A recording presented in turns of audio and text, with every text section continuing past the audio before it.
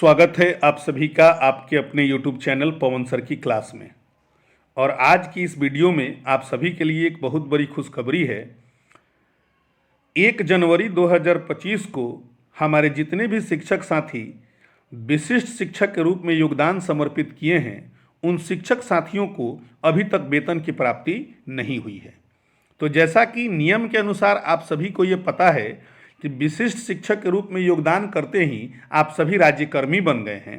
राज्यकर्मी बनने के बाद एनपीएस के लिए आपका प्राण जनरेट हुआ होगा, और प्राण जनरेट हो जाने के बाद जब तक आपका डिटेल्स एचआरएमएस के पोर्टल पर ऑन बोर्डिंग नहीं होगा, तब तक आपको किसी भी प्रकार की वेतन की प्राप्ति नहीं होगी।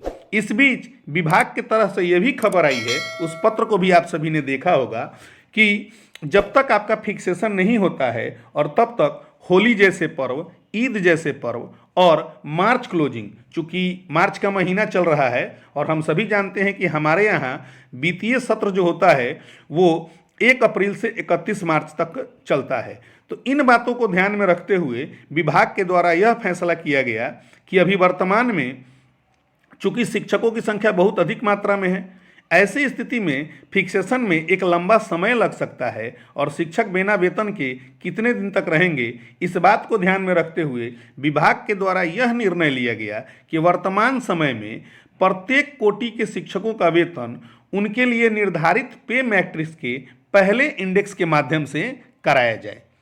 और इसी बात को ध्यान में रखते हुए वेतन की प्रक्रिया शुरू हो गई है। मैं आपको एक बात यहाँ बता दूं कि यह वेतन उन्हीं शिक्षकों को प्राप्त हुआ है जिनका प्राण जनरेशन के बाद एचआरएमएस के पोर्टल पर ऑन बोर्डिंग की प्रक्रिया हो गई है। अब एचआरएमएस के पोर्टल पर ऑन बोर्डिंग की प्रक्रिया क्या होती है, इसके लिए मैंने एक ऑलरेडी वीडियो बना के रखा है। आप मेरे प्लेलिस्ट में जाकर उस वीडियो को जरूर देखें।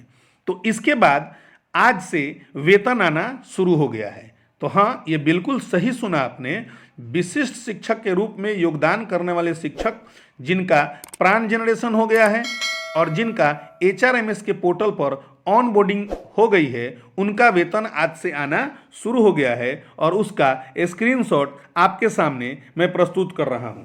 तो ये देख सकते हैं आप कि ये समस्तीपुर जिले के किसी शिक्षक का वेतन का स्क्रीनशॉट है कि उनके खाते में 39,470 रुपये क्रेडिट हुए हैं, और यह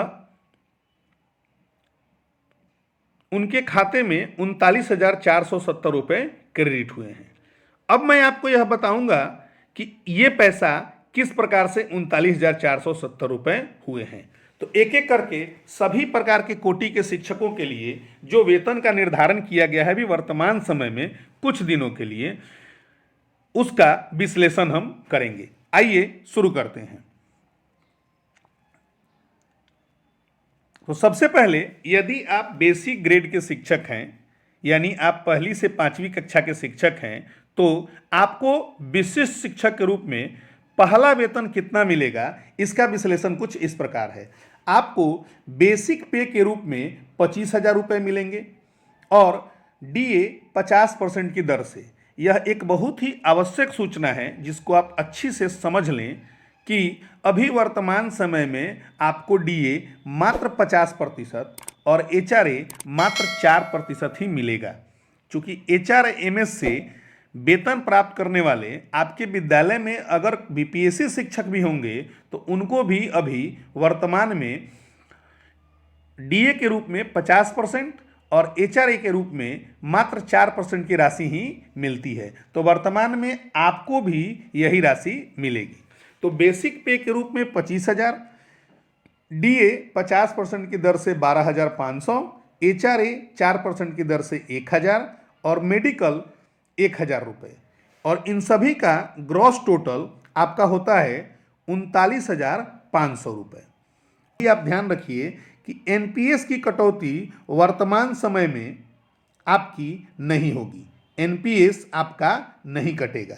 एनपीएस नहीं कटने का कारण है कि आपका यह जो वेतन मिल रहा है यह आपका वास्तविक वेतन नहीं है। जैसे कि मैंने आपको पहले कहा कि होली, ईद जैसे पर्वों को ध्यान में रखते हुए और मार्च क्लोजिंग को देखते हुए अभी आपका यह एक टेम्पोररी व्यवस्था किया गया है कि आपको पहले इंडेक्स के अनुसार आपका वेतन दे होगा। तो अभी आपके वेतन से किसी प्रकार के एनपीएस की कोई कटौती नहीं होगी, लेकिन आपके वेतन से जीआईएस की कटौती होगी, ग्रुप इंश्योरेंस की जो 30 रुपए की राशि कटती है उसकी कटौती होगी। तो 39,500 रुपये में से 30 रुपया अगर आप माइनस करेंगे तो आपके अकाउंट में सैलरी आएगी 39,470 रुपये। और अभी आपने जो ऊपर में यह स्क्रीनशॉट देखा है कि यहाँ भी वेतन का भुगतान 39,470 रुपये ही हुए हैं।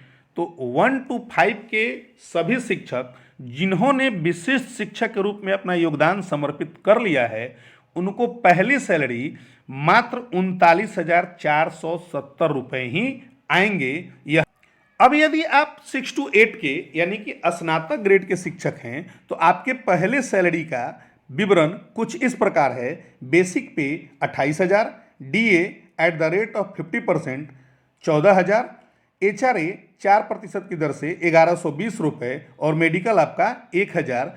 आपका ग्रॉस सैलरी हो जाएगा, आपका ग्रॉस सैलरी 44,120, एनपीएस नहीं कटेगा और जीआईएस की कटौती होगी 30 रुपये।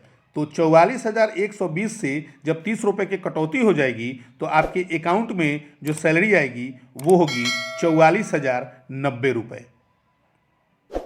यदि आप उच्च माध्यमिक यानी कि 9-10 के शिक्षक हैं तो आपके पहले सैलरी का विवरण कुछ इस प्रकार होगा। बेसिक पे 31,000, डीए 50% की दर से 15,500, एचआरए 4% की दर से 1,240 रुपये, मेडिकल 1,000 रुपये और इसका ग्रॉस सैलरी हो जाएगा आपका 48,740 रुपये और इससे जीआईएस की कटौती होगी 30 रुपये और सैलरी आपके अकाउंट में आएगा 48,710 रुपये। 10+2 यानी कि 11th-12 के शिक्षक हैं तो आपके पहली सैलरी का विवरण कुछ इस प्रकार होगा। बेसिक पे 32,000 रुपये, डीए 50% की दर से 16,000 रुपये, एचआरए 4% की दर से 1,280 रुपये, मेडिकल 1,000 रुपये और इन सबको ऐड करके आपकी ग्रॉस सैलरी हो जाएगी 50,280 रुपये। इससे जीआईएस की कटौती होगी 30% और इसको काटने के बाद अकाउंट में आपकी सैलरी आएगी 50,250 रुपये। उम्मीद है आपको यह वीडियो की जानकारी बहुत अच्छी लगी होगी। तो यदि यह वीडियो आपको अच्छा लगा हो, इसकी जानकारी आपको अच्छी लगी हो तो इस वीडियो को अधिक से अधिक शेयर करें। और एक बात मैं फिर से दोहराना चाहता हूं कि विशिष्ट शिक्षक के रूप में आपको पहली सैलरी तभी प्राप्त होगी जब आपका प्राण जनरेट हो गया हो और प्राण जनरेट होने के बाद आपका एचआरएमएस के पोर्टल पर ऑन बोर्डिंग की प्रक्रिया हो गई हो, तभी आपको पहली सैलरी के रूप में राशि प्राप्त होगी। आपने हमारे वीडियो को अभी तक देखा, इसके लिए आपका बहुत बहुत धन्यवाद।